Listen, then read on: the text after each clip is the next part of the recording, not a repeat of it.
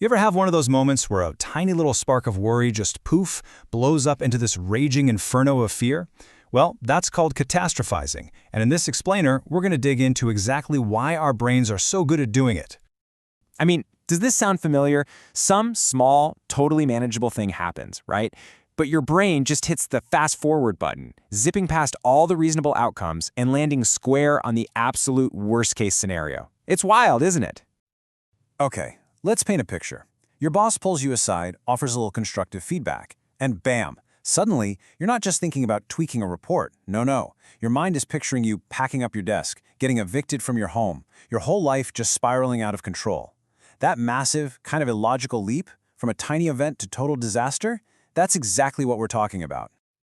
So, what are we really talking about here? At its core, catastrophizing is what's known as a cognitive distortion. It's basically a habit of blowing negative things way out of proportion. You imagine the most awful outcome possible, even when there's like zero evidence to back it up. But why? Why is our brain so quick to jump on this crazy spiral? Let's peel back the layers and take a look at the mechanics behind this whole worst-case scenario thing. You know, this habit, it's not random, not at all. More often than not, it has these deep personal roots that can stretch all the way back into our past. So, okay, if it's not random, where does this instinct to predict total disaster actually come from? Well, the answer often lies in our earliest experiences.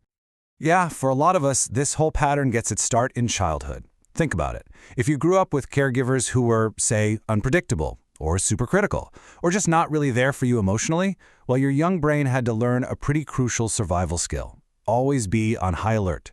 You learn to anticipate danger, just to protect yourself. And that pattern, which was literally wired in for survival, can stick around long after the original threat is gone. To really see how this plays out in the real world, let's take a look at a case study.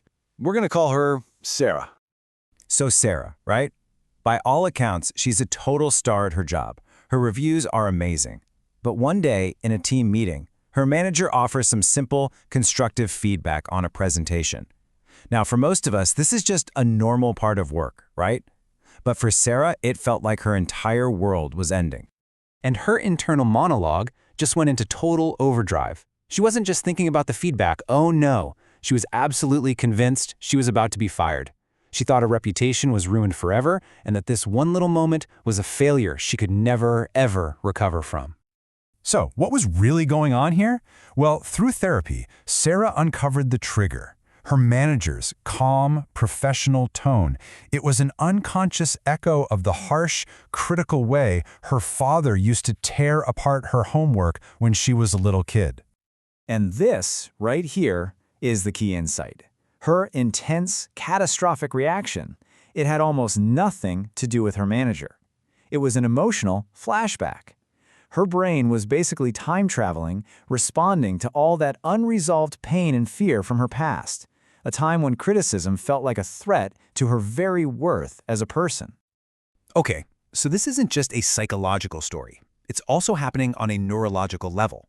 Let's dive into what's actually going on inside the brain when this spiral kicks in. To get the neuroscience, we really only need to meet two key players in your brain. First up, you've got the amygdala. Think of it as your brain's supersensitive fear alarm. Then you've got the RACC, or the rostral anterior cingulate cortex. That's the emotion regulator, the part that's supposed to calm everything down. Now, check this out. This is where it gets really fascinating. Scientists did fMRI studies on people with high health anxiety, which is basically a form of catastrophizing, and they found something incredible. When these folks were just shown neutral words related to body symptoms, words like cough or headache, both their fear alarm and their emotion regulator went completely haywire. So what does that tell us? Well, it shows us we're looking at a brain with an alarm system that's on a hair trigger. It's firing at the tiniest little thing, and at the same time, the regulatory part of the brain is working like crazy, just desperately trying to put out all these emotional fires. But what if this overactive system isn't some modern-day malfunction at all? What if it's actually an ancient feature? Let's try to reframe this whole thing through the lens of evolution. This phrase really captures a game-changing idea. What if catastrophizing isn't a bug in our mental programming, but a feature? An ancient one that's just a little out of date for the world we live in today.